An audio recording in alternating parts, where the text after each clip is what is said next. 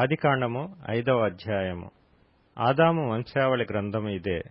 దేవుడు ఆదామును సృజించిన దినమున దేవుని పోలికగా అతని చేసెను.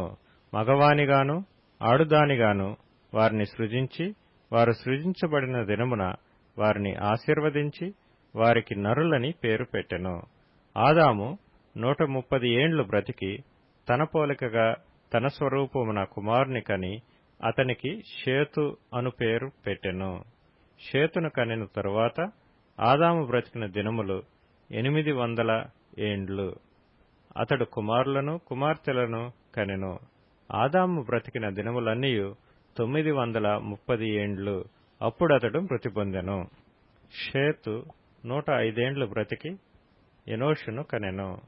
ఎనోషును కనిన తరువాత షేతు 807 ఏండ్లు బ్రతికి కుమారులను కుమార్తెలను కనెను. షేతు బ్రతికిన దినములన్నీయు 912 ఏండ్లు. అప్పుడతడు మృతి పొందెను. ఎనోషు 90 సంవత్సరములు బ్రతికి కేనానును కనెను.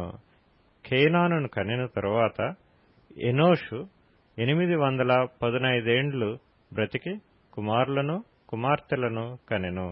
ఎనోషు దినములన్నీయు 905 ఏండ్లు. అప్పుడతడు మృతి పొందెను. కేనాను 70 ఏండ్లు బ్రతికి మహలలేలును కనెను. మహలలేలును కనిన తరువాత కేనాను 840 ఏండ్లు బ్రతికి కుమారులను కుమార్తెలను కనెను. కేనాను దినములన్నీయు 910 ఏండ్లు. అప్పుడతడు మృతి పొందెను. మహలలేలు 65 ఏండ్లు బ్రతికి ఎరెదును కనెను. ఎరెదును కనిన తరువాత మహలలేలు 830 ఏండ్లు బ్రతికి కుమారులను కుమార్తెలను కనెను.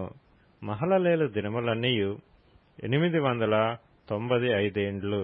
అప్పుడతడు మృతి పొందెను. ఎరెదు 162 ఏండ్లు బ్రతికి హనోకును కనెను. హనోకును కనిన తరువాత ఎరెదు 800 ఏండ్లు బ్రతికి కుమారులను కుమార్తెలను కనెను. ఎరెదు దినములన్నీయు 962 ఏండ్లు. అప్పుడతడు మృతి పొందెను.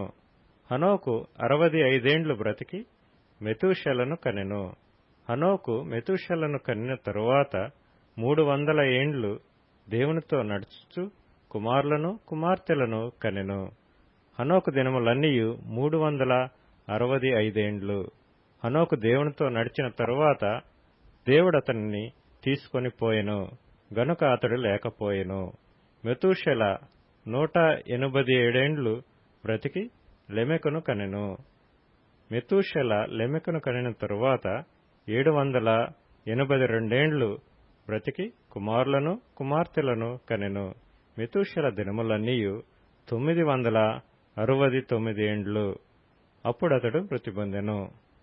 లెమెకు 182 ఏండ్లు బ్రతికి ఒక కుమారుని కని, భూమిని యెహోవా శపించినందువలన కలిగిన మన చేతుల కష్టము విషయములోను మన పని విషయములోను ఇతడు మనకు నెమ్మది కలుగు చేయుననుకొని అతనికి నోవహు అని పేరు పెట్టెను.